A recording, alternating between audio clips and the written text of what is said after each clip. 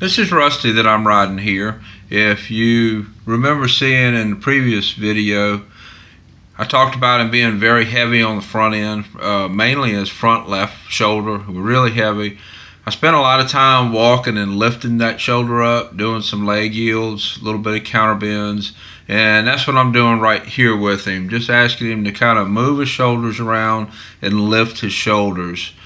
I'd like to be working to get a little bit more collection on him, get his face in a little bit, get his back a little bit more round.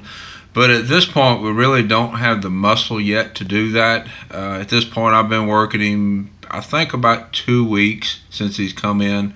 And so it takes a little bit more time to build that muscle, but that's what I'm working towards. He tends to kind of his shoulders fall left and right, just because he's just kind of weak in his shoulders, and he's also weak in the back end, but not as weak in the back end as he is in the shoulders. He's just kind of all on his front end. It's kind of like if you have a four-wheel drive vehicle and the front tires don't pull the same amount that the back tires push. If you have a four-wheel drive vehicle and the front tires are doing more pulling than the back tires, or the back tires doing more pushing than the front tires, you're going to have problems. And that's kind of what's going on with him a little bit. His back end will push, but his front end doesn't pull as hard as the back end will push. Even though the back end has more strength, more push than the front end, it's still weaker than it needs to be. So what I'm doing here is I'm trotting around, I'm steering, because his front end is kind of weak and slouchy. It'll just fall to the left, fall to the right.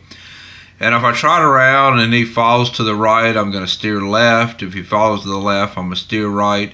And that just kind of encourages him to keep his shoulders up and just try to go straight. Every time he falls, I steer the other way. If he's wanting to fall one direction, I'll steer the other direction.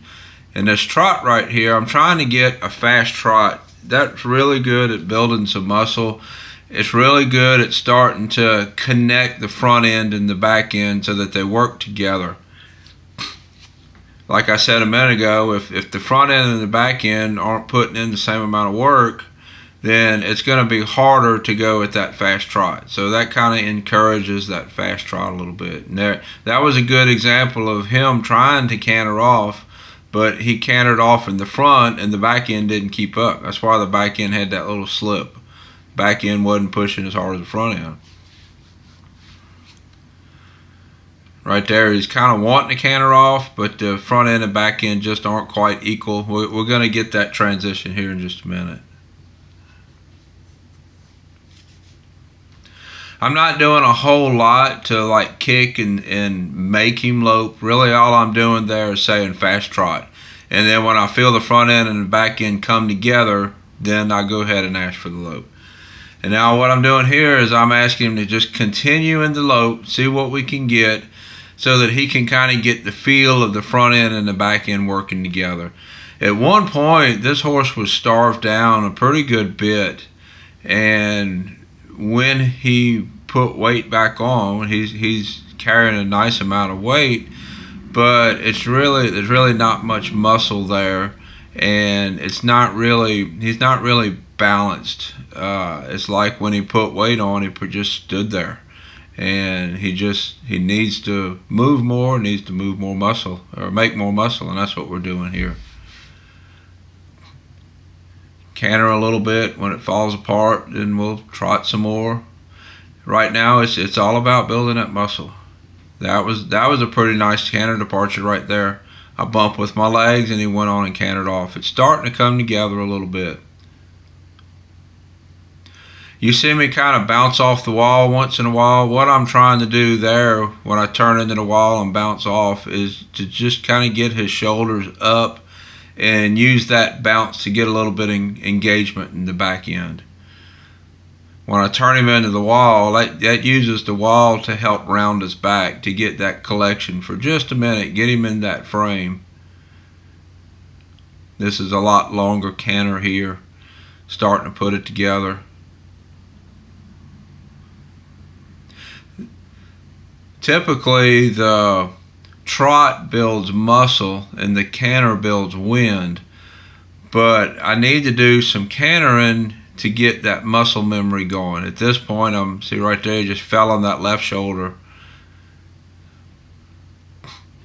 But I need to do some cantering to get that muscle memory going so that we can start developing that. Get the front end and the back end working together.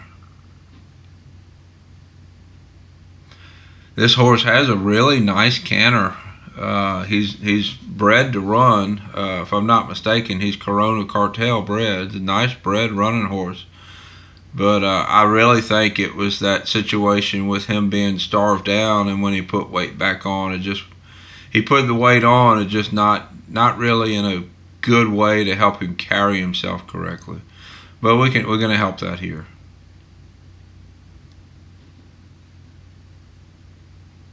There we go. Pretty much all I did was start riding, and he stopped. But he actually stopped pretty engaged in the back end. This horse shows some pretty nice stuff. He just don't have the muscle to do it. He wants to be good, just don't have the muscle to do it. So here I'm going to walk him for a minute and cool him down. His sessions aren't very long because he just can't take it. And we'll just keep riding, keep exercising him, and I'll have some more videos of him. And this is Rusty. Until next time, thank you for watching.